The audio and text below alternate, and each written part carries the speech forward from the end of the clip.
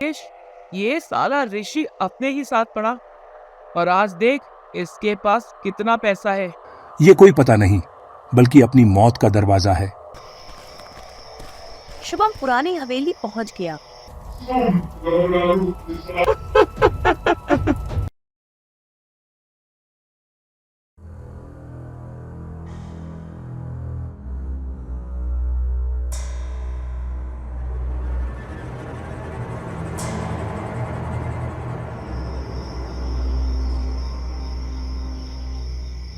शुभम पिशाचिनी को लेकर अपने घर आ जाता है और वो सबसे पहले उसे पैसे ही मांगता है।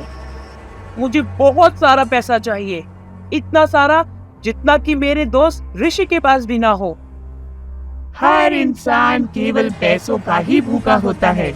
ठीक है, मैं तुम्हारी इस ख्वाहिश को पूरी कर देती हूँ, लेकिन उसकी कीमत किसी और को चुकानी होगी। शुभम पिशाचिनी की कीमत वाली बात को समझ नहीं पाया, क्योंकि वो तो पैसों की लालच में अंधा हो गया था। थोड़ी देर में शुभम का पूरा कमरा पैसों से भर गया, लेकिन पिशाचिनी वो भी काम बिना किसी शर्त के नहीं करती थी। अगले दिन जैसे ही शुभम सोकर उठा, पूरे घर में मातम का माहौल छाया हुआ था। उसके कानों में उसके माँ की रोने की आवाज सुनाई दी। क्या हुआ माँ, तुम क्यों रो रही हो? बेटा, कल रात तेरे पिताजी अचानक इस दुनिया से चल बसे। अपने सामने पिता की लाश देखकर शुभम को यकीन नहीं हो रहा था। मेरे पास पैसे तो आए, लेकिन भगवान ने मेरे पिताजी को मुझसे छीन लिया। इस दुख के आगे तो मेरी खुशी किसी काम की नहीं। शुभम अपने कमरे में गया और पिशाचिनी से अपने पिता को जिंदा करने के लिए कहा। तुम पागल हो गए हो क्या? जो इंसान एक बार चला जाता है वो कभी दोबारा लौट कर नहीं आता। और तुम शायद ये बात भूल गए हो कि तुम्हारे पिता की मौत तुम्हारे ही पैसों के कारण हुई है, क्योंकि मैंने तुमसे पहले ही कहा था कि मैं कोई भी काम बिना शर्त के नहीं करती, और यही मेरी शर्त थी। तुम मुझसे जितनी बार कोई भी चीज मांगोगे, उसके बदले किसी इंसान की जिंदगी तुम्हें मुझे देनी होगी। पिशाचिनी की बात सुनकर शुभम को अपने कानों पर यकीन नहीं हुआ।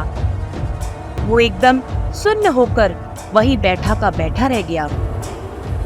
ये तुम क्या बकवास कर रही हो?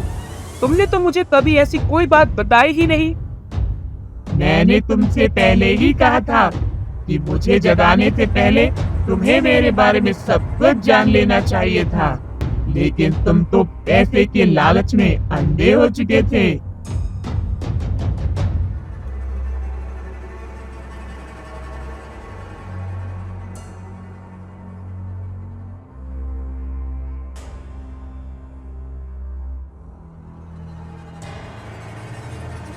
अब शुभम के पास बहुत ज्यादा पैसा था और वो शहर का सबसे अमीर आदमी बन गया था। बेटा, अब तेरे पिताजी भी नहीं रहे और तू भी अपने ऑफिस के काम से बाहर चला जाता है, इसलिए अब तुझे शादी कर लेनी चाहिए ताकि घर में मेरा भी मन लगा रहे। शुभम अपनी माँ की बात को टाल नहीं सकता था, लेकिन अगर वो किसी से शादी करता, उसका सीधा मतलब पिशाचिनी के क्रोध को बढ़ाना था। ठीक है माँ, आप जैसा कहे, मुझे शादी से कोई एतराज नहीं है। कुछ दिनों बाद शुभम की शादी रेखा से हो जाती है, लेकिन अचानक शुभम तहखाने पहुंच गया। शुभम, शायद तुम्हें अपनी जिंदगी से प्यार नहीं है, इसलिए तुमने ये शादी की।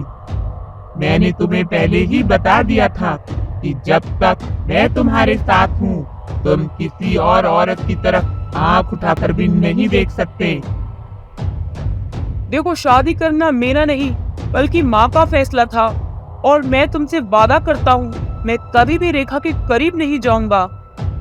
ठीक है, लेकिन याद रखना, अगर गलती से भी कभी तुम रेखा के करीब गए, तो वो दिन तुम्हारा इस दुनिया में आखिरी दिन होगा।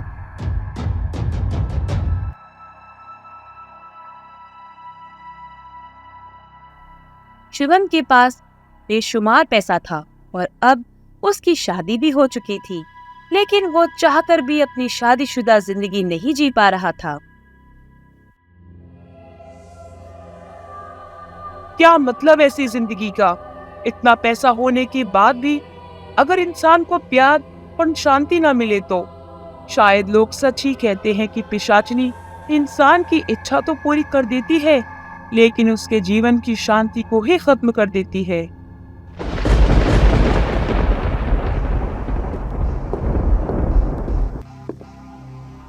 एक रात नशे की हालत में शुभम अपनी पत्नी रेखा के करीब चला गया और पिशाचिनी के मना करने के बाद भी उसके साथ संबंध बना लिया।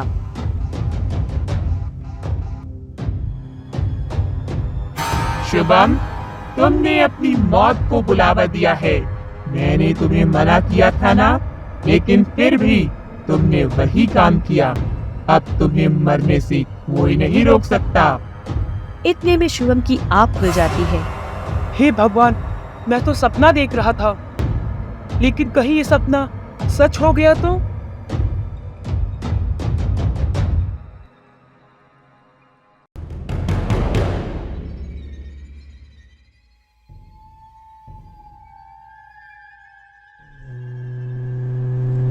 सुबह शुभम तैयार होकर ऑफिस के लिए रवाना हुआ, लेकिन वो ऑफिस पहुंचा ही नहीं। रास्ते में ही शुभम की गाड़ी का एक्सीडेंट हो गया, जिसमें शुभम की मौत हो गई। सबसे सरप्राइज करने वाली बात तो ये थी कि शुभम की बॉडी उसकी गाड़ी से 1 किलोमीटर दूर 2 टुकड़ों में कटी हुई मिली और उसका दिल और लीवर भी गायब थे। शायद लोग सच कहते हैं कि पिशाचनी को साधना तो आसान है, लेकिन उसकी शर्तें पूरी कर पाना किसी के बस की बात नहीं। शुभम की मौत कोई एक्सीडेंट नहीं, बल्कि उसे पिशाचनी ने ही मारा था। दोस्तों, आपने कई बार पिशाचनी की कहानी सुनी होगी, लेकिन क्या आपको लगता है कि पिशाचनी सच में होती है? अगर हाँ, तो हमें कमेंट बॉक्स में बताएं। आपको पिशाचनी के बारे में क्या पता है? और वीडियो को लाइक करके हमारे चैनल को जरूर सब्सक्राइब करें और हमें सपोर्ट करें। धन्यवाद।